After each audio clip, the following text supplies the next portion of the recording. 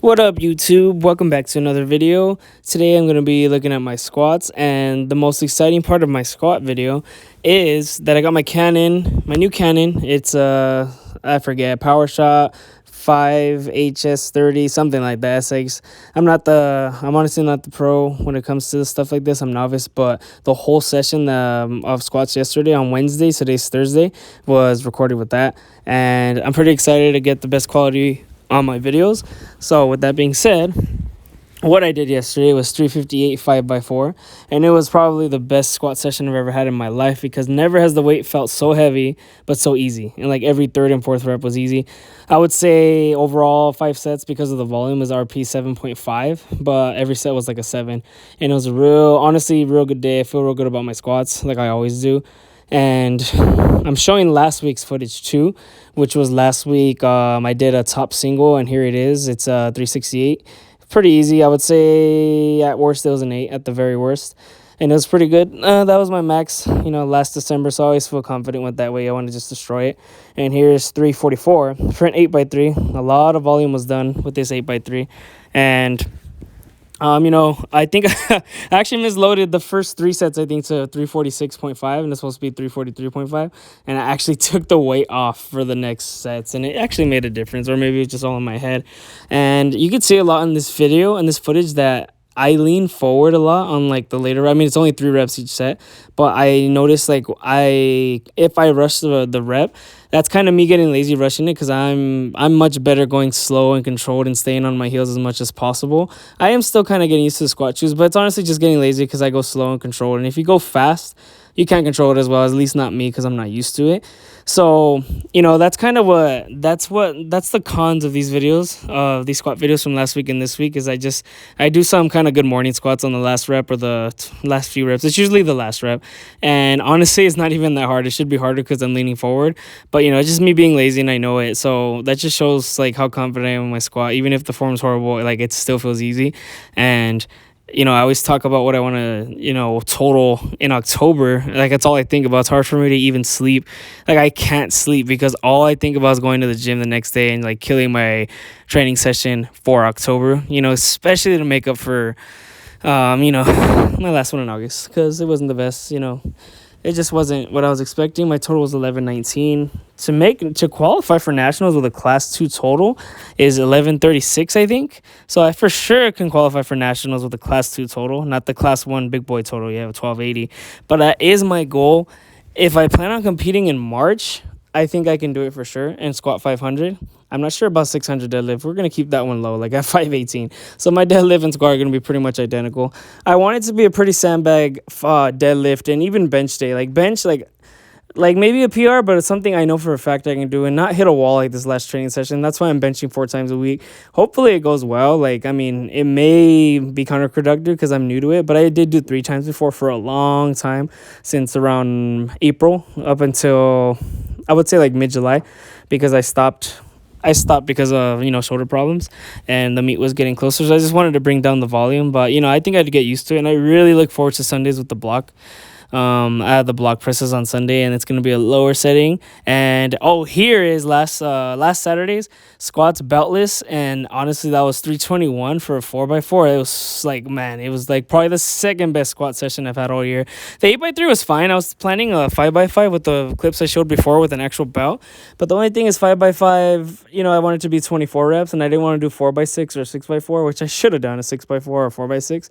I just wanted less reps and high volume, and man, the 8x3 killed me just because of the volume. But here, the 321.5 for 4x4, like, it moves so easily, and like it was really easy, like RP 7, and like I really never have to worry about squats, and that's the one I'm gonna try the most on meet day.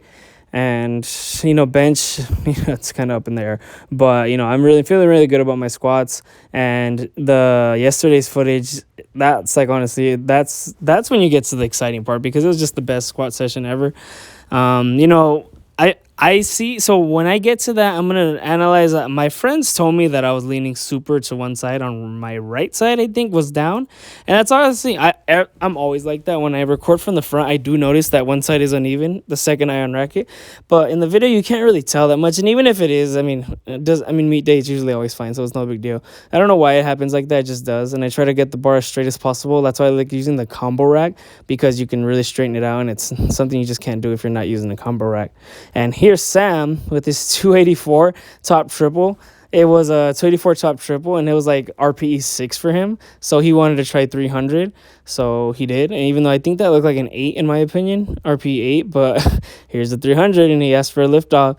And the 300 for 3 looked even easier than that. Like, I mean, probably not easier, but just the fact that it was so much heavier, and he kept his butt down on both sets. Like, honestly, it's just the top triple, and it was really good. He said it was easy. I think he's a little off with RPEs. Like, he thinks everything's a 6 or a 7 or a 5. But, you know, if it's pretty convincing. It's just hard because his face turned red. So it's kind of hard to tell. But here's the 358 for the 5x4. And honestly, it was just, like, I see, like right here, I don't really see the bar leaning towards the right. But I like I said, it's no big deal. I can always fix that towards the end. And even if it happens on meet day, I'm confident I can get the lift even with one red light. As long as I hit depth. And right here, you can see a mannequin on the right. You know, Bob. That's Bob on the right. He likes to beat him up. That's like a punching bag. And, like, Ian is the creepiest guy I've ever seen in my life because he looks exactly like Bob. Like, I mean, look at that. He has not moved. The whole 4 reps, he stays exactly the same, like a creepy motherfucker that he is. Look at that. Like, I've never seen something like that in my life. He looks exactly like a mannequin. He didn't move at all.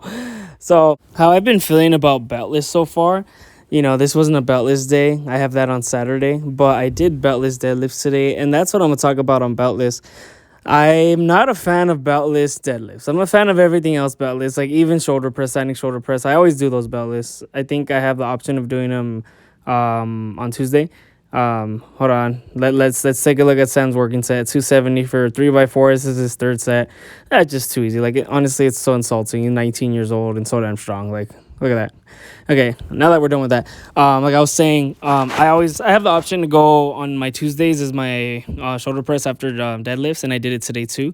I have the option to use a belt on Tuesdays, but I just never use belts for any front squats, shoulder press, stiff bar, stiff leg, stiff leg deadlifts. Well, it's with the stiff bar, but you know, any of that, I just really want to, you know, get my bracing as up to par as possible. And I just feel like with accessories, it's the perfect thing to do because I'm not even going that heavy right now. Even if I end up going that heavy, it's going to be progressively and slowly but surely. It's not that crazy right now.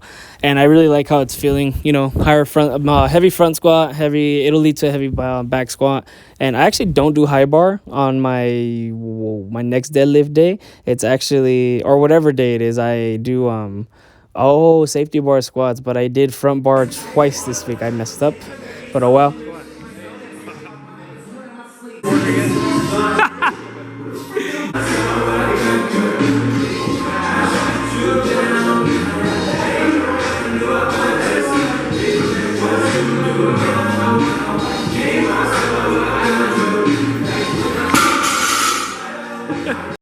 So like I was saying, I forgot. I was supposed to do high bar. Not high bar. I don't do high bar. I actually do. It's safety bar squats, but I actually did, my bad. It was high bar, but I did front squats twice this week.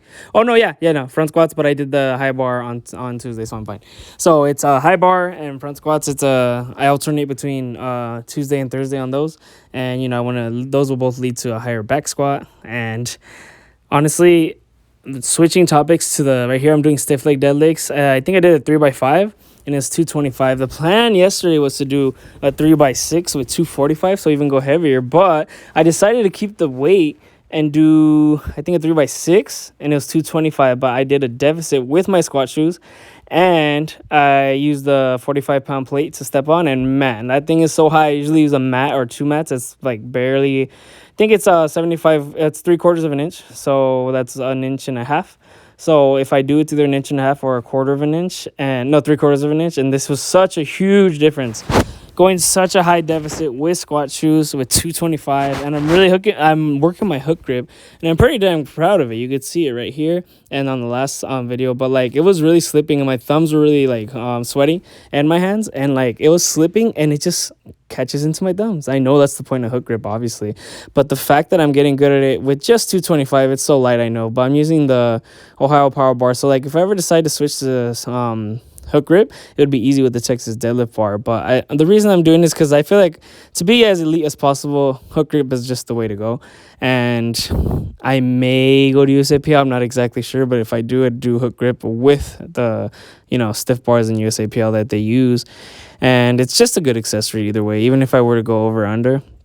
But yeah, I like the way the hook grip's looking. I feel like I'm going to stick with hook grip forever on the stiff leg deadlifts with lightweight to really get me ready for the heavyweight. I think the most I've done is 365, but that's a great accessory. You could really see me on the pound plate right there. I hate that I cut my face off, but I would say start off, if you don't really do these, whether they're deficits or not, don't start off too crazy and just surely but slowly, progressively overload. Nothing crazy. You could just keep the weight and add the reps, or add the weight and lower the reps and volume, however. But yeah, I'm just really having fun with these and the glute hamstring develop. Glute ham raises with the 45-pound plate, and don't forget the ab circuit. Did 3 sets of this with I did 10 each, 10 crunches, 10 in and outs. That's what I call them. I don't know how to really call them. There's a lot of ab names have so many different names, but those in and outs 10, and then Russian twist 10, and just did 3 sets. I had really been slacking on abs. I hadn't done abs in so long, but now I'm really doing it this program. But I slack, like if it's a 2-hour time limit, if I'm running late, I just I scratch it and I do it at home. But here I actually wanted to do it. I was making up for the day before, and it's late, like at 8 p.m. No one cares. It's like, not that many people, and I don't feel bad staying late. And if I go early, I really don't feel bad. So it's just adding on to the things, and then finish it up with some dips and some biceps, because that was from the day before too, after these glute ham raises 3x10. So on a final note, with all this being said on how my squats are going, my bench is going pretty good. Just a review of how my training's been going, I would say, like I mentioned, I want to just make up for what I didn't do on my last meet. So this next meet, I want 429.9 because I wanted 424.4 on squat last meet. So I want 429.9, probably 276 bench. That's like pushing it because I'm going 4 times a week on bench. At least 265, that's why I couldn't get last meet. But, I kind of want to be a little ambitious on that one. But deadlift for sure, just 501.5, because I don't think that was a problem. The only reason 480 was hard because of my grip, the whole grip issue, and the bar was super, full of chalk, and then we brushed it, and it was not that bad. But that's what I have in mind for next meet. And training's been going so good. It's going good so far. 2-month prep isn't as bad as I thought. It started off bad, even with the deload, but, it's going pretty good. Thanks for watching. That's all I got today. Don't forget to comment, share, subscribe, and stay tuned for the next video.